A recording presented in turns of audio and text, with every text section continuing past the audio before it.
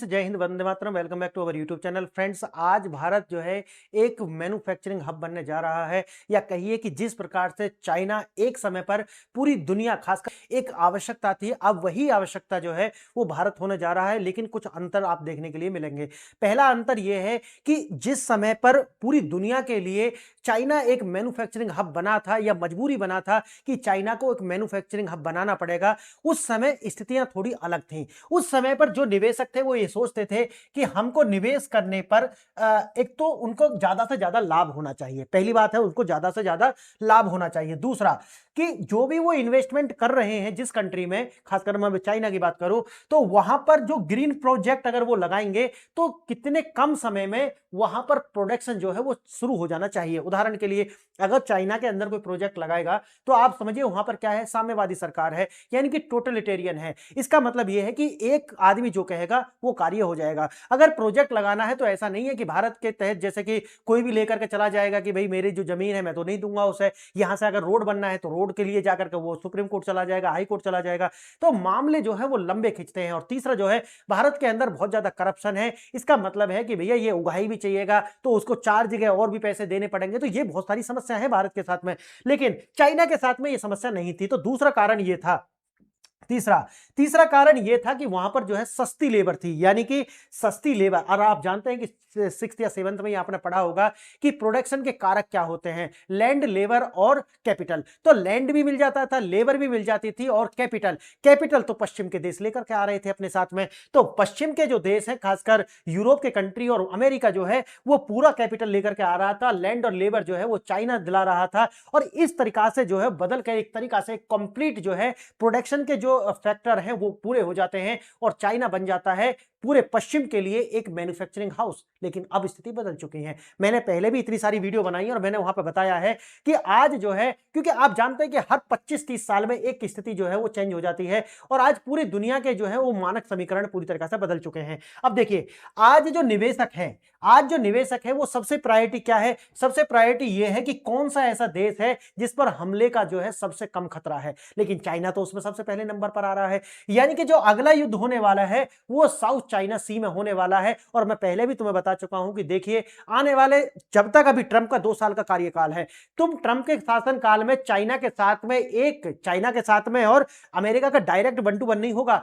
China के साथ में अमेरिका की जो प्रॉक्सीज हैं उनके द्वारा युद्ध लड़ा जाएगा, यानी कि लड़ेगा बैक से अमेरिका ही। लेकिन कौन के द्वारा लड़ा जाएगा? यानी कि ताइवान, जापान और साउथ कोरिया, ये 3 देश जो है वो अमेरिका की लड़ाई लड़ेंगे। और इसके अंदर 2 देश होंगे, जो कि कौन होगा? एक तो चाइना और एक है नॉर्थ कोरिया, जो कि चाइना की ही प्रॉक्सी है। ये युद्ध लड़ेंगे। तो ये जो क्षेत्र है, अब एक युद्ध क्षेत्र बनने वाला है साउथ चाइना सी। आने वाले 2 साल के अंदर, या 15 महीना में, 12 महीना में, 13 महीना में, ये आप होता हुआ देखोगे।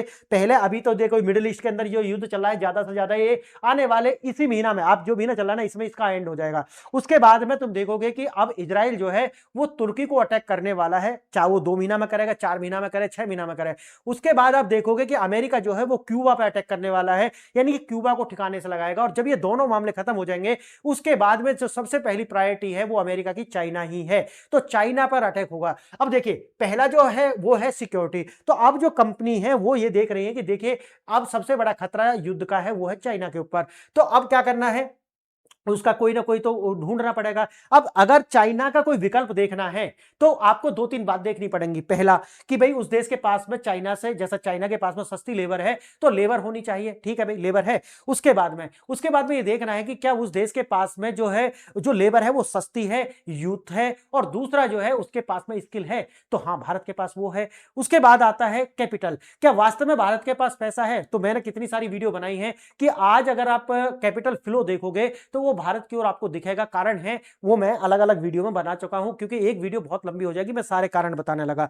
तो भारत के पास ये भी है, यानी कि जो फैक्टर ऑफ द प्रोडक्शन है, यानी कि कारक जो है प्रोडक्शन के, लैंड, लेबर और कैपिटल, वो आज भारत के अंदर मौजूद है। लेकिन जो एक फैक्टर और था जो आज की स्थिति में जुड़ चुका है वो है, क्या ये देश सुरक्षित है? क्या इस पर वास्तव में कोई देश अटैक कर सकता है, या ये अपनी सुरक्षा कर सकता है? तो भारत ने ऑपरेशन सिंदूर के तहत ये दिखाया कि भारत के पास में जो भी टेक्नोलॉजी है वो अपने आप में टेस्टेड है, यानी कि पेपर पे नहीं है जैसे कि चाइना है। अगर चाइना पे अटैक होता है तो चाइना अपने आप को डिफेंड नहीं कर पाएगा। मैं आज भी कह रहा हूं और मैंने पहले भी ये बात बोला है कि चाइना के पास में जो टेक्नोलॉजी है वो कार्बन कॉपी है अमेरिका की या रूस की या यूरोप की, लेकिन ओरिजिनल तो उन्हीं के पास है ना। मैं हमेशा कहता रहा हूं कि जो रूस है, रूस का आज भी 10% तक नहीं पहुंच पाया है रिसर्च में। आज भी चीन के पास में जो भी है वो कॉपी पेस्ट है। इसीलिए आपने देखा होगा कि HQ9 जो कि इसको पाकिस्तान को दिया हुआ था, वो 1 घंटा भी भारत के जो ड्रोन्स हैं, भारत के जो फाइटर जेट्स हैं, उनको नहीं रोक पाया। और आज तो वो ड्रोन्स को भी नहीं रोक पा रहा है अफगानिस्तान के। सोचिए इस बात का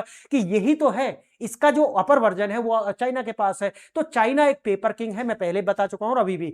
अब देखिए, अब जो दूसरा कारण है वो भी भारत के पास, और तीसरा तो आज की जो स्थिति है, आज जो इन्वेस्टर है वो ये देख रहे हैं कि चाइना नेक्स्ट टारगेट है अमेरिका का। इसीलिए चाइना से जो भी अपनी कंपनी है वो निकाल करके भारत के अंदर इन्वेस्ट किया जा रहा है, क्योंकि अब इस स्थिति को देखने वाला कोई और दुनिया में नहीं है।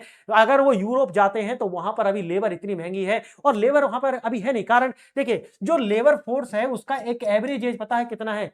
आप वेस्ट के अंदर गूगल करके अभी पढ़ना तो आपको 39 टू 44 ईयर्स दिखाएगा। यानी कि जब लेबर फोर्स का एज ही 44 है तो वो क्या करेगा? वो उसका एक तो पॉपुलेशन कम है, दूसरा क्या है कि ये जो है स्किल्ड भी नहीं होंगे। जो भी यहाँ पे अभी आपने देखा होगा कि जो अफ्रीका से गए हुए हैं वो लोग जो है वह तादाद तो है लेकिन उनके पास स्किल नहीं है, वो लेबर है एक तरीका से, पूरी तरीका से। अब देखिए, अब हो क्या रहा है, चीन का विस्थापन जो है उसके कारण है, जो मैंने एक तो अभी आपको बताए हैं। एक तो है रिस्क प्राइसिंग, यानी कि जोखिम का पुनर्मूल्यांकन। आज जो कंपनी है ना वो इस वाले फैक्टर को सबसे ज्यादा देख रही है कि क्या वास्तव में इसी देश पर युद्ध हो सकता है। हाँ, अगर ये युद्ध होगा तो क्या ये देश अपने आप को डिफेंड कर सकता है? तो चाइना के पास तो है नहीं। मैंने आपके देखो, मिडिल ईस्ट के अंदर पूरी दुनिया में क्या बनाया गया, यूएई जो है सबसे safest place on the earth है, लेकिन वो 1 घंटे के अंदर उस पर मिसाइल लगने लगी, और वो भी ईरान की मिसाइल, और पूरी जो सड़कों पर लोग भागते दिखाई पड़े। सेफेस्ट प्लेस जो है जब तक नहीं बनता, जब तक आप अपनी जो सुरक्षा है खुद नहीं कर पा सकते। तो देखिए, वो भी जो है पूरी तरीके से टूट गया है। अब कंपनी केवल कम लागत नहीं देख रही है, देखिए यही मैंने आपको बताया था कि अब कंपनी कम लागत नहीं देख रही है बल्कि राजनीतिक और भू राजनीतिक स्थिरता को भी देख रही है कि पूरी दुनिया में अगर युद्ध होगा तो कौन सा ऐसा देश है जो स्थिर बना रहेगा, तो वो है भारत। देखा ना आपने, आगे भी आप देखना कि पूरी दुनिया युद्ध में जाने वाली है। अभी 2 साल है, देखिए 400 दिन गुजर चुके हैं, 600 दिन अभी बाकी हैं। 600 दिन अभी जो है युद्ध को कोई भी दुनिया में कोई भी शांत नहीं कर सकता। 600 दिन युद्ध होगा ही होगा, याद रखना इस बात को। अभी डोनाल्ड ट्रंप के पास में 2 साल का समय है, 2 साल पूरी दुनिया युद्ध में जलेगी। आप आज देख लेना, या 2 साल अभी मैंने बता दिया, 600 दिन है, 600 दिन युद्ध होगा ही होगा। ईरान का युद्ध समाप्त होगा तो अभी तुर्की का युद्ध शुरू होगा। अगर तुर्की, ग्रेटर इजराइल, मैंने बताया ना, इजराइल 2 साल में वो करने वाला है कि जब तक डेमोक्रेट्स आएंगे तब तक इजराइल अपना पूरा विस्तार करना चाहता है, और ये होगा ही होगा, याद रखना इस बात को।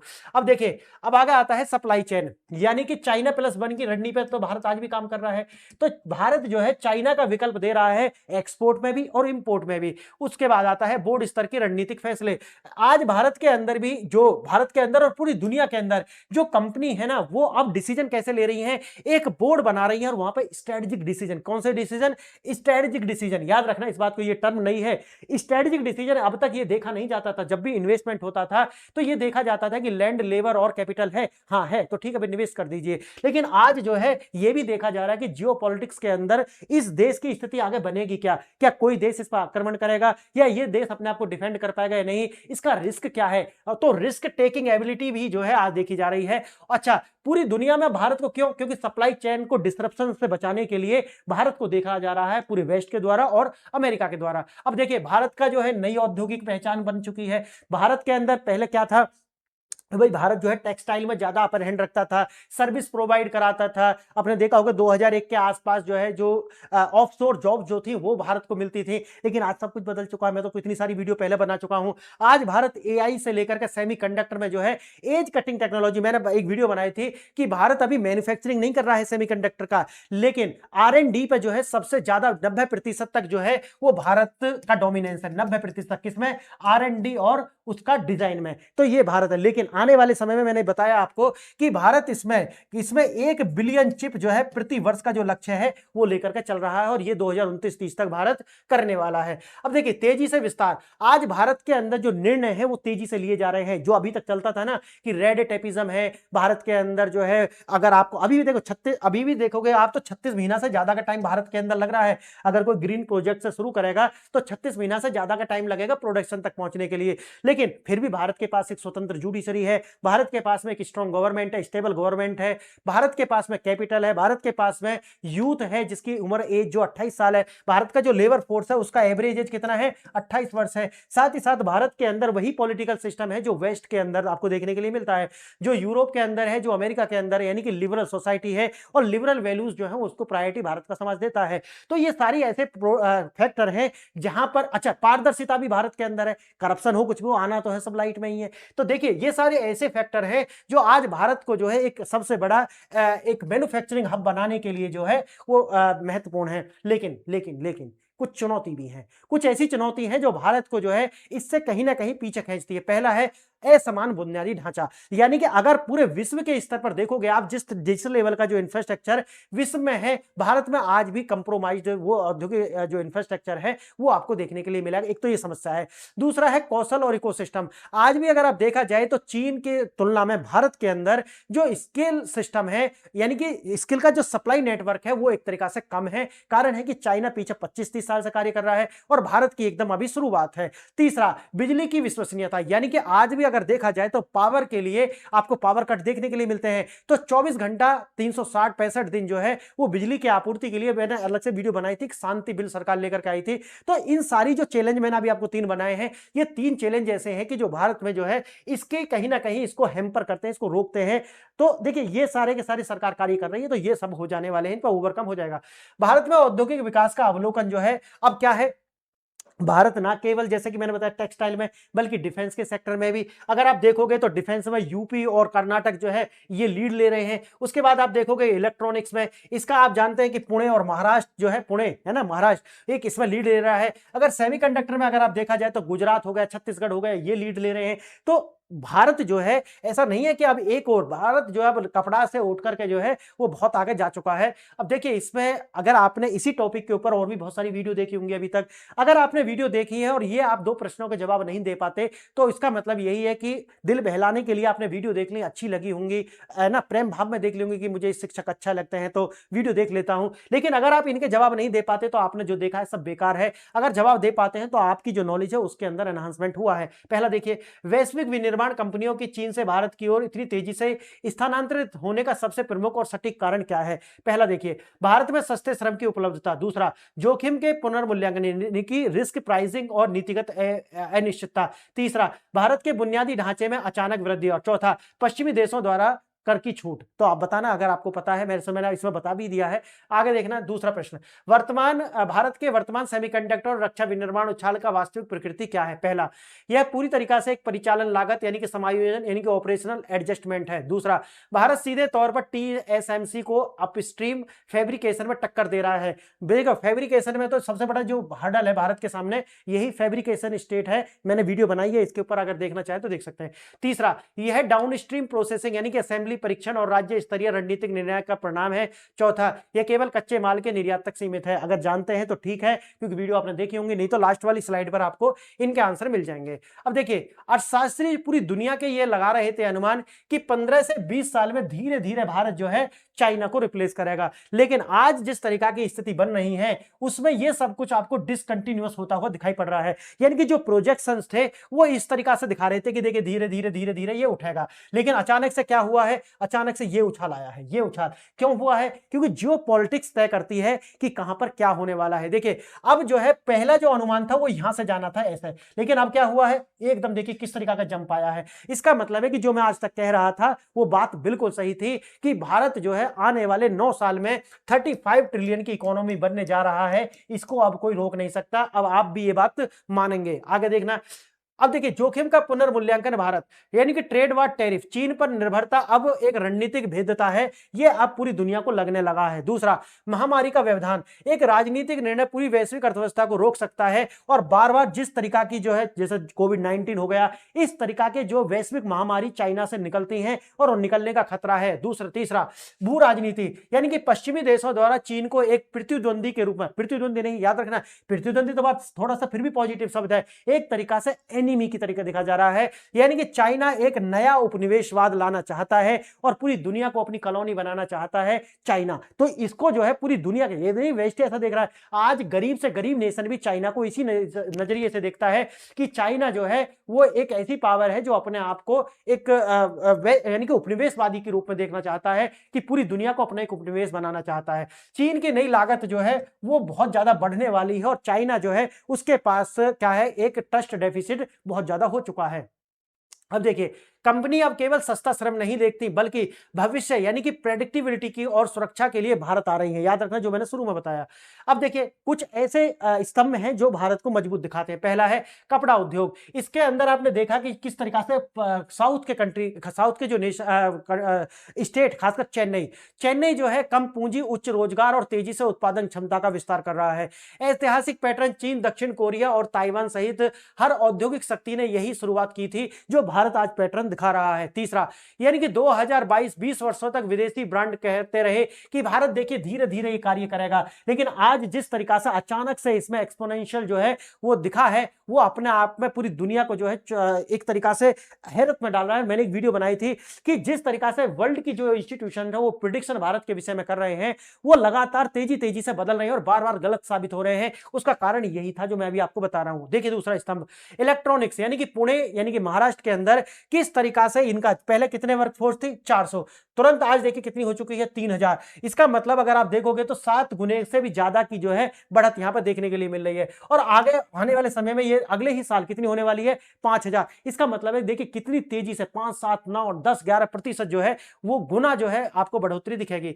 आपूर्ति श्रृंखला मध्य भाग, यानी कि मिड कॉम्प्लेक्सिटी कंपोनेंट्स, यह वह हिस्सा है जिस पर सब कुछ निर्भर करता है। अब तेजी से ग्वांगडोंग यानी कि चीन और पुणे का जो भारत के पुणे में ये स्थानांतरित लगातार आपको देखने के लिए मिल रहा है। तीसरा स्तंभ, रक्षा विनिर्माण। भारत में कर्नाटक और उत्तर प्रदेश जो है ये रक्षा प्रौद्योगिकी के क्या बन चुके हैं, हब बन चुके हैं। उसी तरीका से अगर आप देखेंगे सेमीकंडक्टर, इसके लिए गुजरात और छत्तीसगढ़, खासकर वैसे तो पूरे भारत में ही, लेकिन गुजरात और छत्तीसगढ़ जो है वो नंबर पे आते हैं जिनमें बहुत ज्यादा कार्य हो रहा है। अभी भारत TSMC का प्रतिस्थापन नहीं बना है। उच्च स्तरीय फैब्रिकेशन, देखो ये जो फैब्रिकेशन है ना, यही सबसे जटिल प्रोसेस होता है। अगर भारत इस पर ही कार्य कर रहा है, वैसे तो R&D और जो R&D और डिजाइनिंग में भारत 90% अपनी हिस्सेदारी रखता है विश्व में। देखिए भारत की वर्तमान ताकत, यह पश्चिमी देशों के लिए एक अत्यंत आवश्यक रणनीतिक विकल्प है। भारत इस महत्वपूर्ण डाउनस्ट्रीम हिस्से पर तेजी से नियंत्रण जो है वो कर रहा है। आगे देखना, अगर हम तुलना करें आज और चाइना और भारत के बीच में, देखिए अगर आयाम देखते हैं स्थिति, 1995 में पश्चिमी कंपनियों ने चीन के लिए एक आवश्यक क्षमता यानी कि नेसेसरी कैपेसिटी के रूप में देखा था, लेकिन आज अगर भारत को देखोगे कि पश्चिमी देश जो है एकमात्र बड़ा विश्वसनीय पार्टनर जो है वो भारत को देखते हैं, और उसी में आपने देखा कि मदर ऑफ ऑल डील जो है उसी का एक हिस्सा है। और देखिए अगर हम गवर्नेंस की बात करें तो केंद्रीय और औद्योगिक नीति जो है वो सेंट्रलाइज्ड है चाइना के अंदर। भारत के अंदर एक लोकतंत्र है यानी कि डेमोक्रेसी है, और निष्पादन थोड़ा धीमा जरूर है लेकिन साथ ही साथ पारदर्शिता है। वहीं अगर चाइना के अंदर देखो गति है लेकिन पारदर्शिता नहीं है। तीसरा, कार्यबल, वर्कफोर्स। देखिए चाइना के अंदर विशाल वर्कफोर्स था उस समय पे, लेकिन आज स्थिति बदल चुकी है। चाइना का अगर आप लेबर फोर्स देखोगे तो उसका जो एवरेज एज है वो 39 वर्ष है, इसका मतलब है बूढ़ा हो चुका है। वहीं अगर आज देखोगे भारत के अंदर तो ये वर्कफोर्स की एज कितना है, 28 वर्ष। साथ ही साथ भारत के जो ये वर्कफोर्स है ये अंग्रेजी भाषा जानता है और कार्य कुशलता भी है इसके अंदर, लेकिन वही है कि थोड़ा सा अभी एम्बिट जो है वो चाइना से छोटा है। कारण है भाई उसने कार्य किया है इस पे।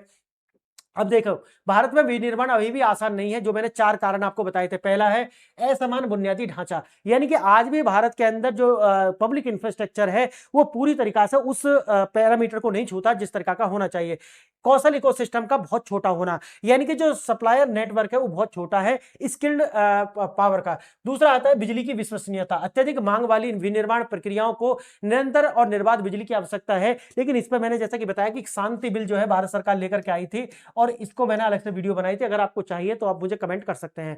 अगर देखना है एक विनिर्माण सभ्यता का उदय, हम सिर्फ एक विनिर्माण गंतव्य यानी कि मैन्युफैक्चरिंग डेस्टिनेशन से विनिर्माण सभ्यता यानी कि मैन्युफैक्चरिंग सिविलाइजेशन में भारत के परिवर्तन को देख रहे हैं। आज जो भी लोग हैं वो धीरे धीरे से ये देख रहे हैं और इस ट्रांजिशन का एक हिस्सा भी बन रहे हैं। सवाल यह नहीं है कि क्या भारत उभरेगा, कारखानों को के जो फर्श हैं वास्तव में समय पर इसको उत्तर दे रहे हैं। बदलाव की शुरुआत हो चुकी है और आ चुके हैं और नीतियां लागू जो है लगातार की जा रही हैं। और ऐसा नहीं एक क्षेत्र में, टेक्सटाइल हो या इलेक्ट्रॉनिक्स हो या डिफेंस का सेक्टर हो, देखिए या डिफेंस का सेक्टर हो या सेमीकंडक्टर हो, तो ये सभी क्षेत्र में भारत जो है लगातार आगे बढ़ रहा है। फ्रेंड्स, जो प्रश्न मैंने आपसे पूछे थे उन दोनों के आंसर है, पहले का आंसर है बी, यानी कि जोखिम का पुनर्मूल्यांकन, यानी कि रिस्क रिप्राइसिंग जो है एक महत्वपूर्ण कंपोनेंट बन चुका है आज निवेश करने का। और दूसरा है डाउनस्ट्रीम प्रोसेसिंग और राज्य स्तरीय रणनीतिक निर्णय, यानी कि भारत अभी सीधे चिप फैब्रिकेशन, यानी कि चिप का फैब्रिकेशन इसे बोलते हैं अपस्ट्रीम,